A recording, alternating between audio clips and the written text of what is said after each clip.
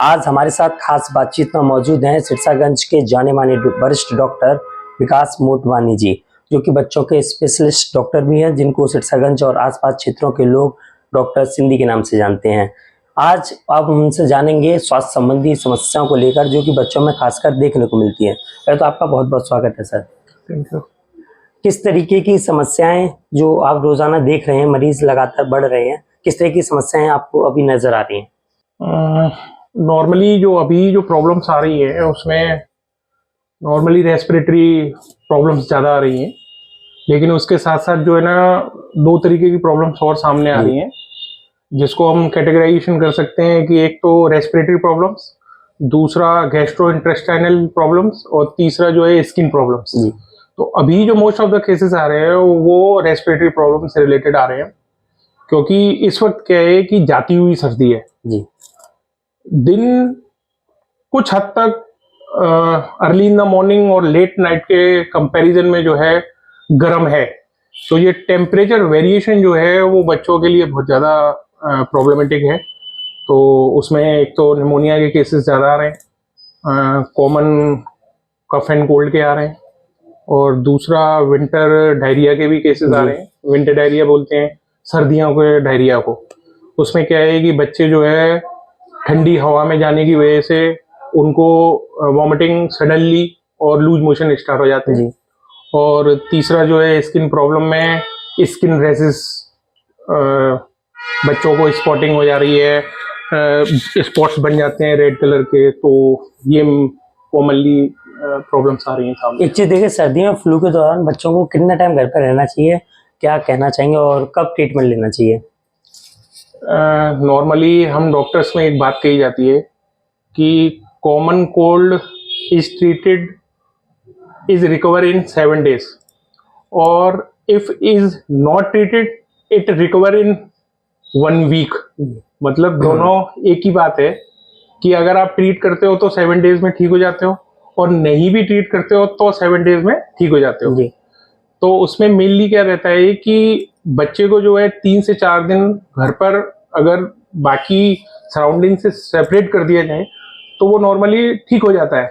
लेकिन अगर उसके साथ हाई ग्रेड फीवर और रेस्पिरेटरी ब्रीदिंग प्रॉब्लम, मतलब आप सांस लेने में उसको दिक्कत हो रही है और वो दूध नहीं पी पा रहा है और रेस्टलेस फील कर रहा है, तो आपको डॉक्टर से मिलना चाहिए। एक टेम्परेचर की समस्या भी देखी जाती है, बाहर और कमरे का अलग, तो किस तरीके का टेम्परेचर मेंटेन होना चाहिए जिससे स्वास्थ्य में बदलाव आए?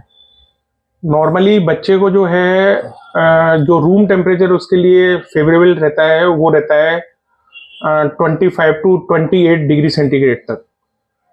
नॉर्मली बच्चों में जो प्रॉब्लम ज़्यादा बढ़ेगी वो टेम्परेचर वेरिएशन की वजह से ज़्यादा बढ़ती है, कि बच्चा कमरे में है और सडनली उसकी मदर या उसकी ग्रैंड मदर उसको बाहर ले जा रही है और बाहर का टेम्परेचर कम है, तो टेम्परेचर वेरिएशन जो है बच्चे को ज़्यादा दिक्कत देता है। तो एक जो जैसे बोलते हैं साइमल्टेनियसली एक इक्विलिब्रियम बना के चलना पड़ता है आउटर और इनर टेम्परेचर का। तो 25 और 28 डिग्री सेंटीग्रेड अगर रूम का टेम्परेचर है तो वो कंफर्टेबल रहता है। बच्चों में सफेद दाग की समस्या भी देखी जाती है, अभिभावकों से क्या कहना चाहेंगे और ये क्यों समस्या होती है, क्या बताएंगे? देखिए, इसके मेनली कॉज तो 3 तरीके के कहे गए हैं।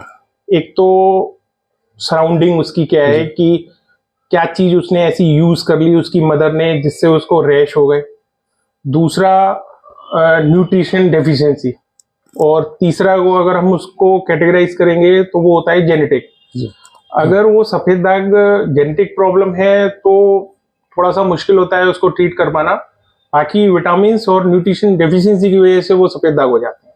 उसके लिए कोकोनट ऑयल मसाज और उसकी जो विटामिन B12 की डेफिशिएंसी की वजह से इस तरीके की स्पॉटिंग होती है, उसको अगर रिकवर कर लिया जाए तो वो ठीक हो जाता है। निमोनिया की समस्या भी काफी देखी जाती है, क्यों होता है ऐसा? देखिए, pneumonia is a respiratory problem, और ये तब ज़्यादा क्रिटिकल हो जाती है जब मदर जो होती है उसकी अवेयर नहीं होती है। तो मैक्सिमम जो मेरे पास बच्चे आते हैं उसमें अगर हम ये देखते हैं कि उसको कॉज ऑफ डिजीज क्या है, तो हमको ये पता चलता है कि उसकी माँ को उसकी केयर करना ही नहीं पता होता है। वो लोग क्या करते हैं कि सर्दी है सर्दी है सर्दी है, उसकी वजह से उसकी न तो वो स्पंजिंग करते हैं, न तो वो उसकी क्लीनिंग करते हैं, न ही वो ऑयल मसाज करते हैं। कपड़े चेंज करना तो बहुत दूर की बात है जी। तो हम लोग उनको यही समझाते हैं कि आप उसकी स्पंजिंग रोज करिए, कोकोनट ऑयल मसाज रोज करिए, क्योंकि एक स्किन अगर मॉइस्चराइज रहती है तो वो सर्दी को कम पकड़ती है, और जितनी ड्राई स्किन रहती है जी। वो सर्दी को जल्दी पकड़ती है। तो एक तो हाइजीन, और दूसरा जो उसकी स्किन है मॉइस्चर्ड रहेगी तो उसमें निमोनिया के चांसेस कम होते चले जाते हैं, और वो कमरे से बाहर अंदर बाहर ना करे। और एक और कॉज देखा गया है बॉटल फीडिंग। बॉटल फीडिंग जो होती है, जहां तक मैं केसेस देखता हूं उसमें बहुत बड़ा कारण जो है बॉटल फीडिंग रहता है। ओवर फीडिंग जिसे बोलते हैं, एक बॉटल फीडिंग का सबसे बड़ा वो रहता है कि बच्चे को ओवर फीड करा दिया जाता है, और कभी कभी वो जो ओवर फीड है वो वोमिटिंग में बाहर ना आके एस्पिरेट कर लेता है, वो खुद ही उसके ट्रेकिया में चला जाता है, तो उसमें लंग इन्फेक्ट होने के बहुत बड़े चांसेस रहते हैं और निमोनिया में कन्वर्ट हो जाता है। एक चीज देखी जा रही है, बच्चे फास्ट फूड ज्यादा का सेवन कर रहे हैं और फिर कंडीशन उनकी बढ़ जाती है कि पॉइजनिंग का भी खतरा बढ़ जाता है। किस तरह की अपील करेंगे, क्या उन लोगों को सावधानी बरतनी चाहिए? देखिए, ये तो सभी को पता है कि एक तो फास्ट फूड और एक जंक फूड, दो कैटेगरी अपन लोग देखते हैं सामने।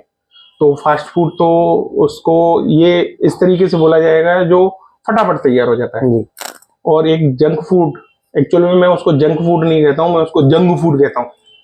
तो वो उसको कैटेगराइजेशन करने का एक ये तरीका है कि उसमें बल्क तो बहुत होता है लेकिन न्यूट्रिशन वैल्यू उसकी बहुत कम होती है, तो उसको जंक फूड कहा गया है।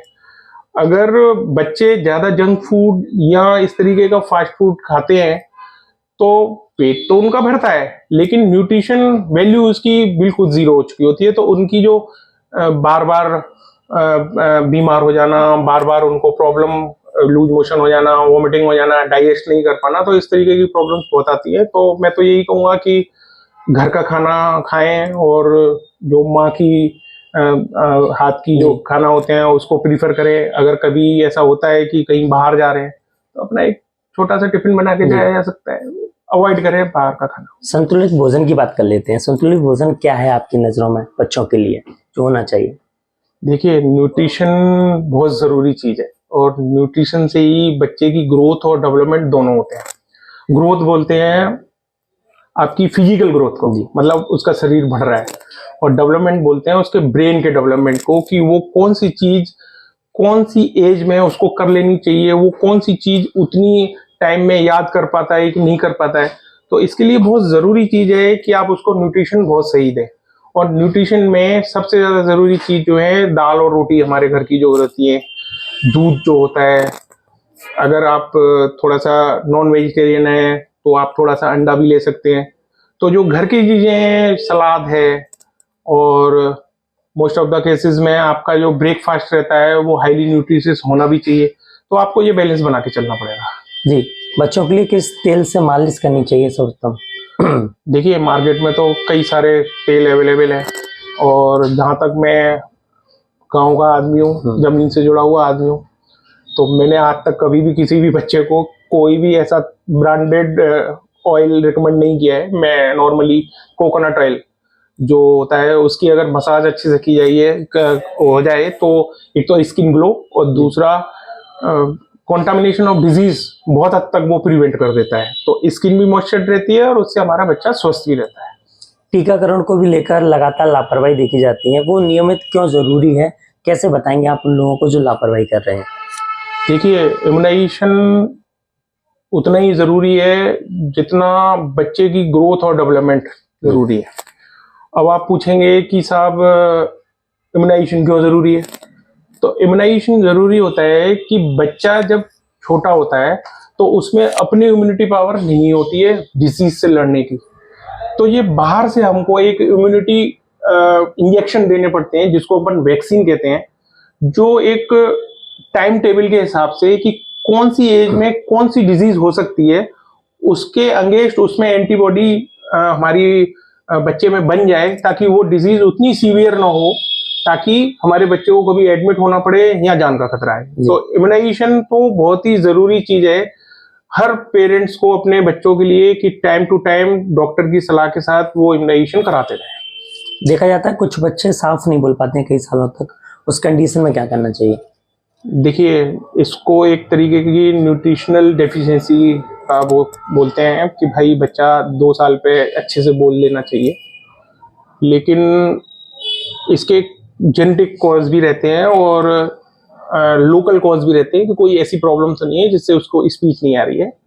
तो उसके लिए एक नॉर्मली स्पीच थेरेपी रहती है, वो अपन डॉक्टर्स उसके अलग होते हैं, वो फिजियोथेरेपी वाली कैटेगरी होती है, तो उसमें वो स्पीच थेरेपी होती है।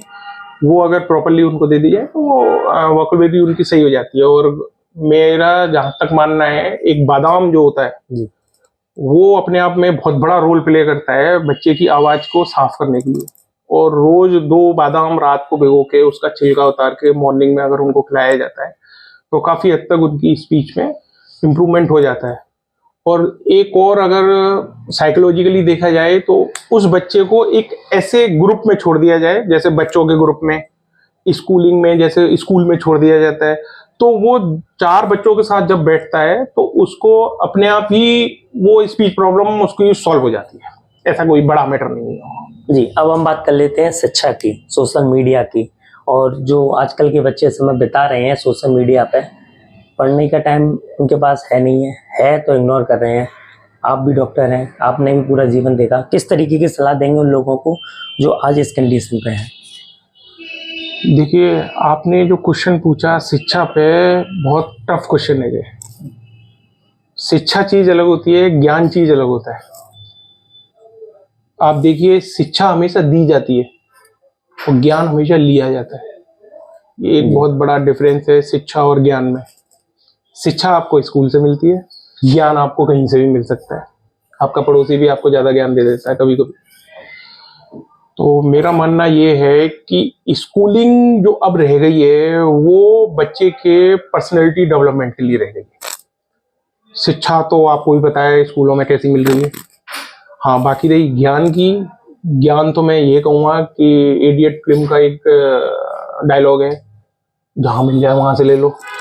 तो मैं मोबाइल को बुरा तो नहीं मानता हूँ, मोबाइल से भी बहुत अच्छी अच्छी, जैसे अभी हम अपन लोगों का जो इंटरव्यू है किसी के लिए ज्ञानवर्धक होगा, तो मोबाइल अपने आप में एक लिमिटेड टाइम के लिए और एक सिलेक्टेड चीज़ों के लिए अगर देखा जा रहा है तो मोबाइल भी एक अच्छी सोर्स है ज्ञान के लिए, लेकिन ज़रूरी है कि एक उसमें टाइम लिमिटेशन हो।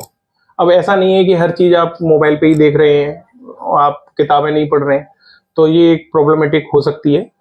मेरे ख्याल से अगर बच्चा 1 से 1.5 घंटे तक उसका स्क्रीन टाइम बोलते हैं कि आजकल एंड्रॉयड फोन्स पे एक टेक्निक आ जाती है कि रोज रात को अपन ये देख सकते हैं कि अपन ने उसका मोबाइल को कितना यूज किया, उसका स्क्रीन टाइम लिख के आ जाता है।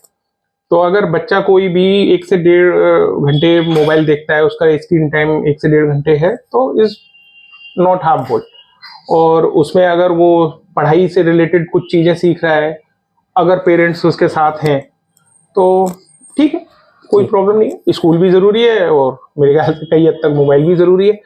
तो 1 से 1.5 घंटे तक है तो ठीक है, इससे ज्यादा नहीं। स्वस्थ रहने के लिए कितने घंटे की नींद लेनी चाहिए? नींद भी बहुत जरूरी है स्वास्थ्य के लिए क्या? ये अगेन बहुत टफ क्वेश्चन है, क्योंकि एज के हिसाब से आपकी जो नींद है वो कम होती चली जाती है। जैसे एक न्यूबॉर्न बेबी है, उसको फर्स्ट मंथ तक बुक्स में ये लिखा हुआ है कि 20 से 22 घंटे की नींद होनी चाहिए।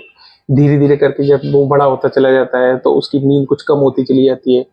और 1 से 3 साल तक के बच्चों को 12 से 13 घंटे सोए वो। इस तरीके से जैसे जैसे एज बढ़ती है उस हिसाब से उनका नींद का जो ड्यूरेशन है वो कम हो जाता है और उसकी फिजिकल एक्टिविटी का बढ़ता चला जाता है। नॉर्मल एडल्ट पर्सन के लिए 6 से 8 घंटे इज मोर देन सफिशिएंट। और अगर 12 साल तक का बच्चा है, 12th में है, 15-16 साल तक का है, 12 से 18 साल तक का, तो 10 hours is more than sufficient. जी, विटामिन भी बहुत जरूरी है, क्या क्या विटामिन महत्व रखती हैं? देखिए, विटामिन जो हैं 2 तरीके के हैं, एक तो वाटर सोल्यूबल और एक फैट सोल्यूबल। तो इसको याद करने का बहुत अच्छा तरीका होता है, जैसे A, B, C, D और K, इस तरीके के जो मेनली 5 और 6 जो विटामिन हैं जो हम डेली रूटीन में लेते रहते हैं। तो एक एब्रीविएशन मैंने खुद नहीं याद करने के लिए तैयार किया था, DAKE, DAKE। मतलब विटामिन डी, ए, के और ई, जो डेक है ना वो फैट सोल्यूबल रहते हैं। इसके अलावा जो रिमेनिंग रह जाता है वो वाटर सोल्यूबल होता है। तो अपन बॉडी में हमारे यहाँ बहुत ज़्यादा केमिकल रिएक्शंस होती हैं। तो विटामिन जो होते हैं ना वो हमारी बॉडी की केमिकल रिएक्शंस में एक तरीके का कैटालिस्ट की तरह यूज हो जाता है। तो कैटालिस्ट बोलते हैं किसी भी एक एंजाइमेटिक एक्टिविटी को बूस्टअप करना। तो विटामिन बहुत ज़रूरी चीज़ है और अपन को बैलेंस डाइट में विटामिन अपने आप में बहुत बड़ा रोल प्ले करता है। और जैसे हमारी आंखें हैं उसको विटामिन ए की ज़्यादा ज़रूरत रहती है, तो वो कैरेट्स में मिल जाता है हमको।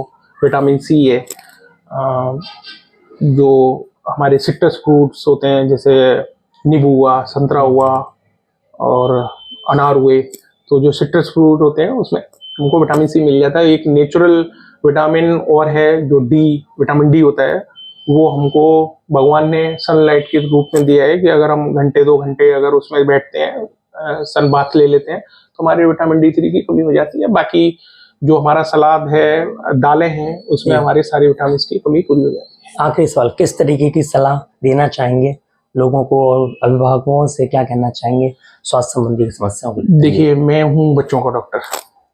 अब मेरा मरीज जो है मेरे से बात नहीं करता, जो बात करते हैं उनके पेरेंट्स बात करते हैं, अभिभावक बात करते हैं, खासकर उसकी मदर बात करती है।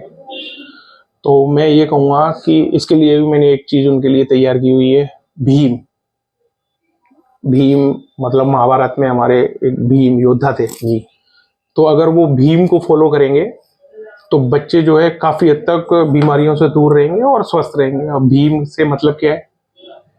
भीम में बी से मतलब होगा BHI और M। तो बी का मेरे को अभी याद नहीं आ रहा है। BS से मतलब होता है हाइजीन, और I से इम्यूनाइजेशन, और M से होता है कि mobile, maintain the distance from the mobile.